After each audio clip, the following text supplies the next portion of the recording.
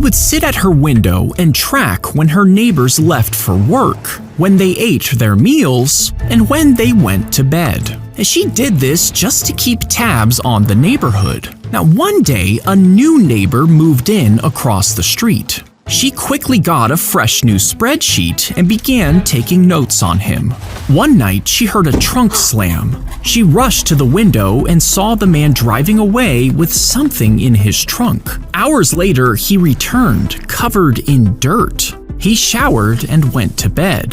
The next night, she was ready. At the same time, he plopped a big bag into the trunk, drove into the night, came back dirty, and took a shower.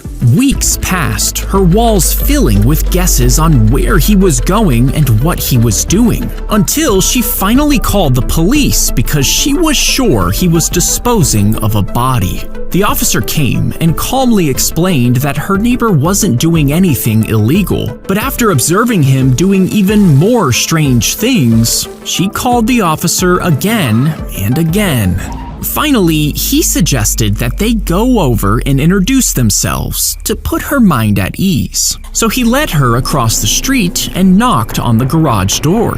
Inside were knives laid in rows, jars filled with eyeballs, body parts hanging from strings. There was a drain stained with blood, and the man in a bloody apron closing the trunk on another bag. Her notes had been right all along. She turned to the officer, but he just walked over, pressed the button, and closed the garage door.